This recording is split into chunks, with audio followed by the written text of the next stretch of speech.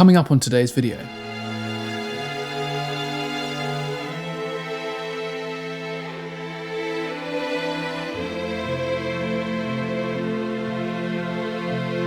Hi, my name's Dan Keane. I'm a composer, producer and musician based in London. For those of you who don't know, an instrument that I play on a semi-regular basis is the viola.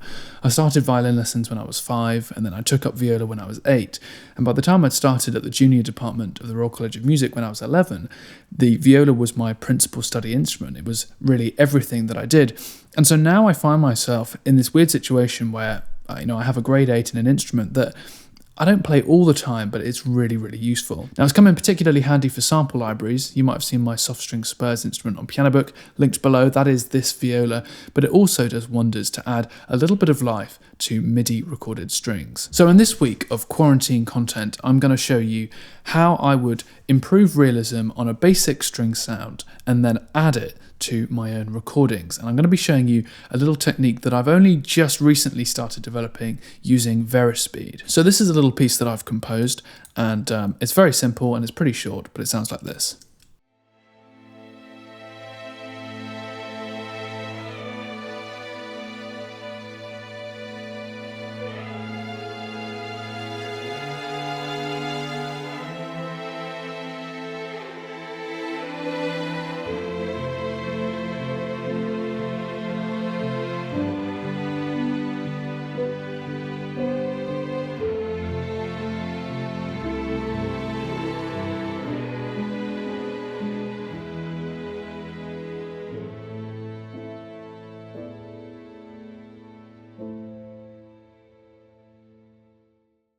Now, when I'm programming my strings, there are 3 main controllers I use: CC1 for dynamics, CC11 for expression, and CC21, which is Spitfire's vibrato control. So you can go between no vibrato to a little bit to multo vibrato.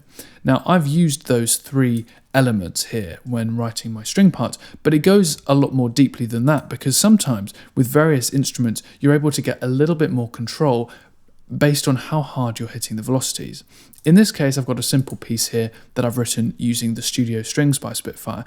If I play a note really, really slowly and gently, you get a portamento, whereas if I hit it really hard, it actually rebows the note. So that's something that you can use to your advantage. So I've performed this MIDI CC information on the way in, but I can actually go in here and I can pencil in changes. If I decide that I want something to be a little bit bigger, I can hold down Command if I've got it set as my secondary tool, and I can actually just draw in the various sounds that I want.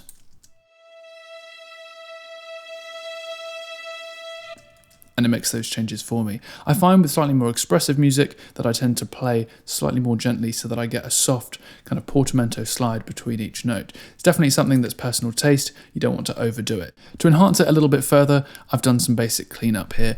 I use an EQ here. This is the FabFilter Pro Q3, just to help kind of scoop out the low end, bring out the high frequencies. A particular frequency that doesn't sound nice on samples, on strings in general really, is around the 3K range, so I always duck that out a little bit there.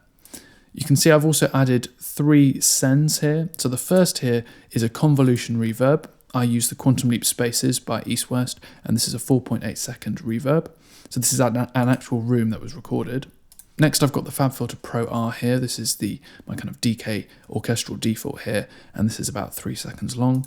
And then finally, I've got this Echo Boy, which helps just to sort of give a little bit of an afterthought. Now, it's worth saying that the reason I've chosen to use the Studio Strings library is because it's pretty similar to the ambience in this room. And speaking of, I've set up a stereo pair of Sawyer's 013 FET microphones. The reason for this is because the close mics that are typically used in scoring sessions are normally small diaphragm condensers, so this kind of matches that profile quite well. The second thing is distance. I've positioned these mics about 2 meters away from the instrument, and I find this works best if you want to capture the detail of the rosin on the strings, but you don't want it to be so close that you don't get any ambience. So I find that with just one mic position, you're able to get kind of the best of both worlds, really. Today I'm going to be recording myself playing each of these elements in turn over the top of this, and one thing I'm going to use is Varispeed. So basically what Varispeed does is it adjusts the playback speed of my recordings. So by being able to slow things down and then speed it up afterwards, we might get a kind of thinner, slightly more wispy sound. Whereas if we kind of turn up the tempo massively and record at that tempo to slow it back down again, we're going to be able to reach notes that the viola typically wouldn't be able to. So I'm going to start with the first violins, and very simply, all I need to do is click this Varispeed button to enable being able to change the speed and tuning of my piece. So I've put this down by 3 semitones, which in my experience is the best difference if you want to make a viola sound more like a violin. It has a slightly wispier sound, doesn't have quite so much resonance, because of course the viola is a bigger instrument than most violins. So I've got 3 tracks set up here, and I'm just going to record the lines 3 at a time, and then I'm going to go in and mix the elements in afterwards.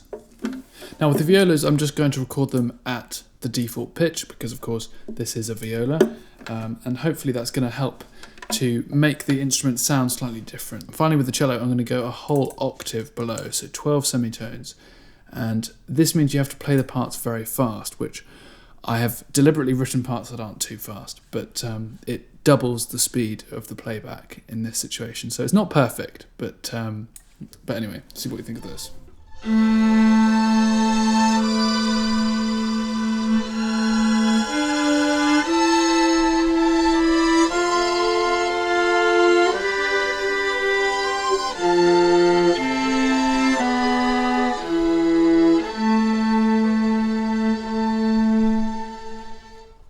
There we go. Okay, so here are all our parts. Let's just have a quick listen to it on its own.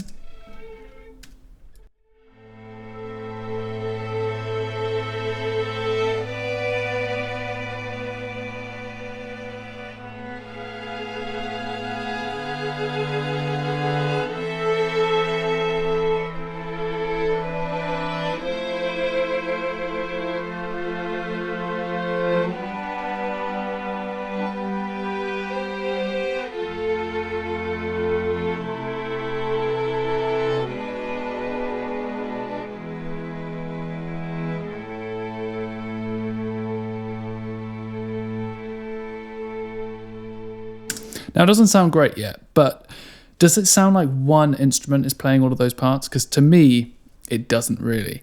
If I start panning these, if I just move them kind of into the typical positions that you'd expect them to be in the orchestra, you're going to start to feel that depth.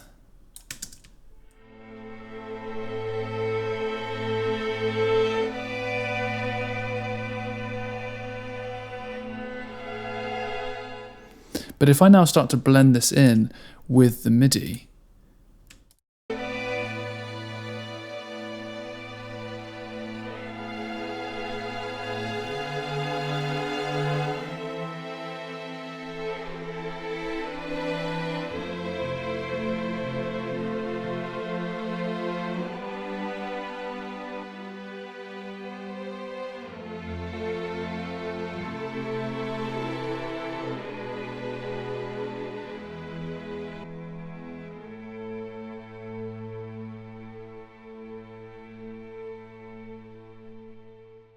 so the first thing I'm going to do is I'm just going to apply some EQ. I'm just pulling up the Pro Q3 here.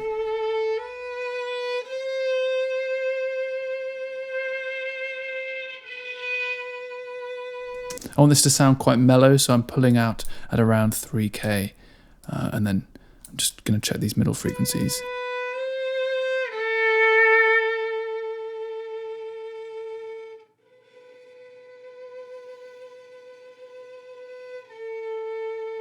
And particularly with the violin lines, I want to add some of those high frequencies. So once I've done that, I can just copy and paste this on these other tracks.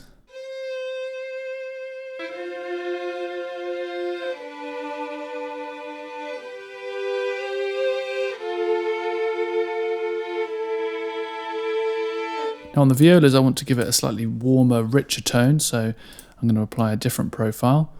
So let me just pull up the Q3 again.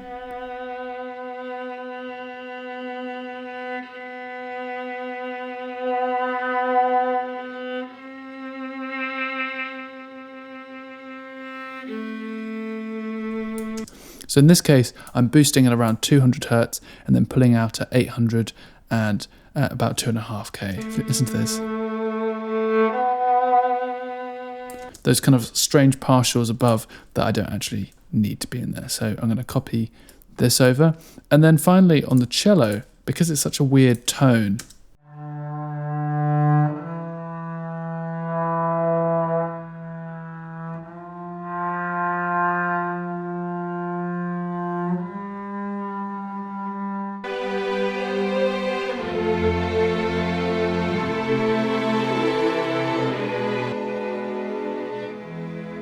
so it's starting to take a little bit of shape, but something we desperately need to add now is reverb. Now I have 2 reverbs set up. I've got my Quantum Leap spaces. I've also got a second reverb. This is my FabFilter Pro R. And then finally, I've got this string echo. So I'm just going to pull this up a little bit. You don't want it too much, but it just helps to give a little bit of an afterthought.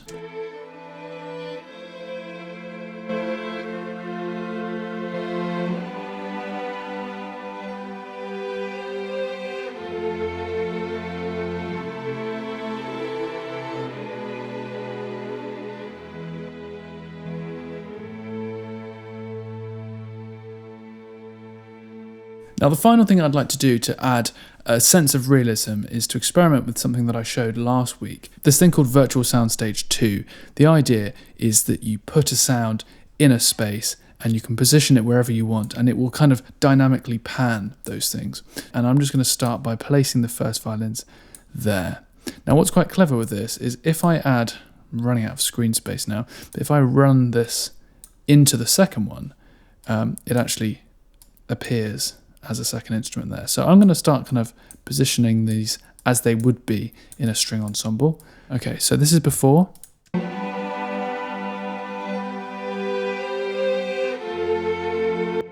this is after.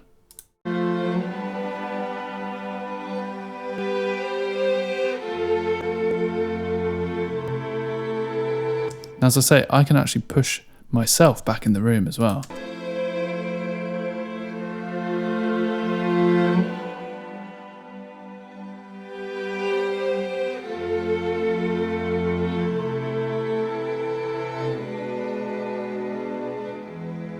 Final thing I'm going to do here is I'm just going to add a little bit of compression, and I use the CLA 2A, which has a lovely slow attack to it.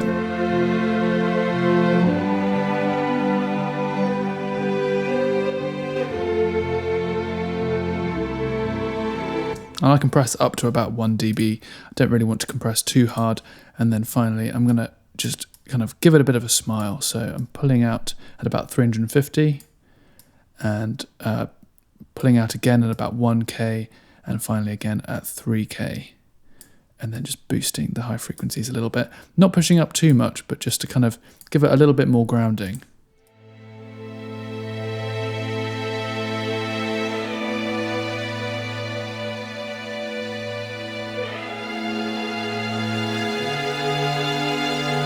I hope you found this video to be useful. If you did, please click like and subscribe if you haven't done already. Loads of really exciting things to come soon. Let me know what you think of this Varispeed technique. Is it something that you're going to use in your next session? Thanks so much for watching, and I'll see you in the next one.